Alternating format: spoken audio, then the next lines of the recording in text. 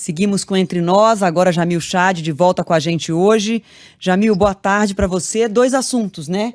Vamos falar do caso, da repercussão internacional desse perdão dado ao Bolsonaro, ao deputado Daniel Silveira, e também uma questão da Covid. Podemos começar com o nosso principal assunto hoje, que é o caso Daniel Silveira? Vamos nessa, Adriana. Boa tarde para vocês, Coutinho, boa tarde a todos.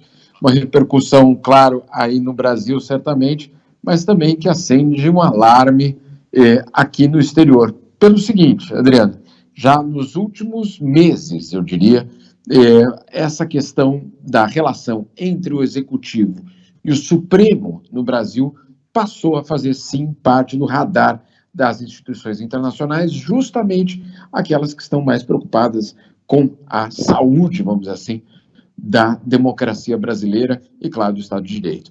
Tudo isso, já não o caso específico de ontem, mas nos últimos meses, todas as ameaças feitas pelo presidente Jair Bolsonaro contra os ministros do Supremo,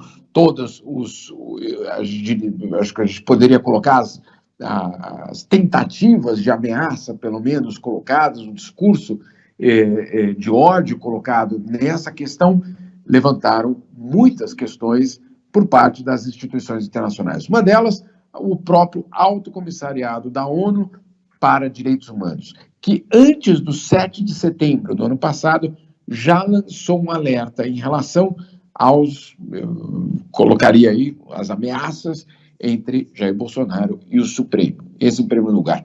Também tivemos um relator da ONU que também emitiu um comunicado alertando justamente para esse discurso e para, claro, a eleição em 2022, o que isso tudo poderia significar para a eleição em 2022. Tivemos outras entidades apontando justamente numa direção muito parecida, mostrando, por exemplo, a Comissão Interamericana de Direitos Humanos, alertando que justamente foi o Supremo que impediu que alguns dos desmontes de aspectos muito claros sobre direitos humanos tivessem acontecido.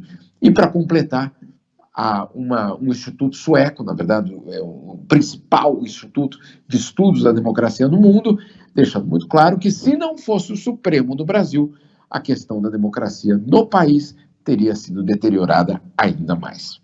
E toda uma preocupação com o efeito que isso tem daqui para frente, com esse acirramento com a justiça cada vez num grau mais elevado.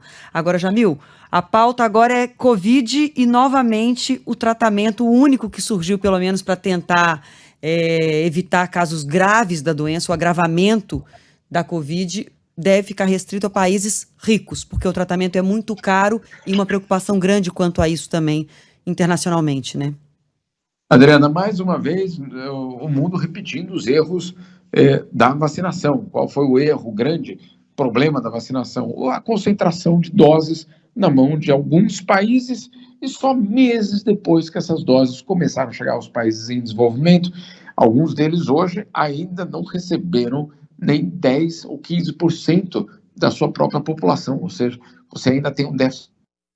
E agora, um tratamento que é absolutamente fundamental e que pode ter um papel fundamental em reduzir o número de mortes e casos graves, que é justamente o remédio da Pfizer, que agora, uma vez mais, segundo a OMS, volta a repetir aquele mesmo padrão. Qual o padrão? A de você ter, num número limitado de países, uma concentração muito grande do remédio. O que aconteceu? Hoje, a OMS sugeriu, recomendou oficialmente que esse remédio possa ser utilizado em todo o mundo, chancelado pela OMS, porque, segundo a entidade, pelo menos os estudos que foram feitos pela entidade, existe a possibilidade, Adriana, de redução de número de internações em 85%. Ou seja, é absolutamente eficaz. Não estamos falando de cloroquina aqui, estamos falando de um remédio eficaz.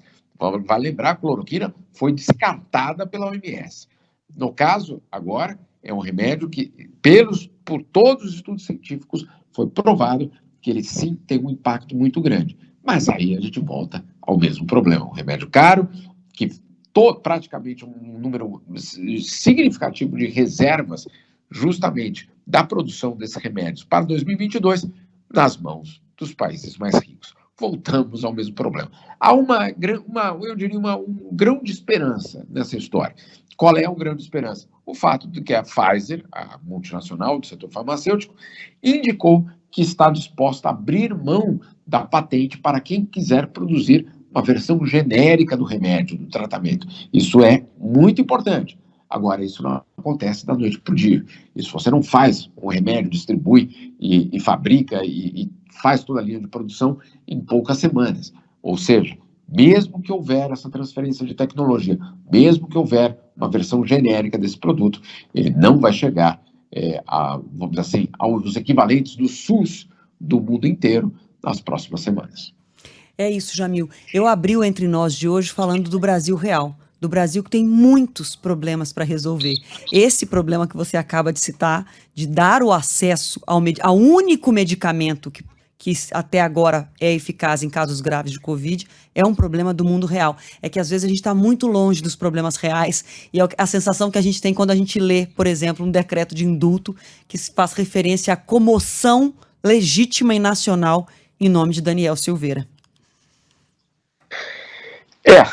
Não tenho, eu acho que você resumiu muito bem.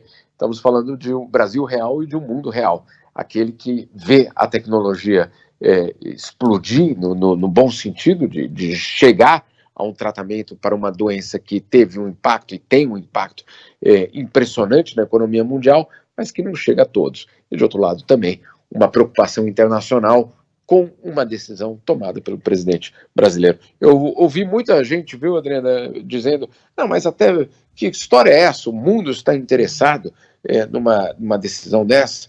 Está pelo seguinte, e é muito simples, o Brasil importa no mundo. Um deslize democrático no Brasil, para colocar de uma forma mais diplomática, ele tem um impacto em toda a América do Sul. Esse impacto na América do Sul, como me dizia inclusive um embaixador estrangeiro aqui, o mundo não tem mais espaço para crises, porque uma nova crise institucional na América do Sul significaria um novo ponto de instabilidade no mundo, e o que não falta hoje no mundo, Adriana, são pontos de instabilidade. É isso. Jamil, muito obrigada pela sua participação. Até semana que vem. Certamente. Bom fim de semana a todos.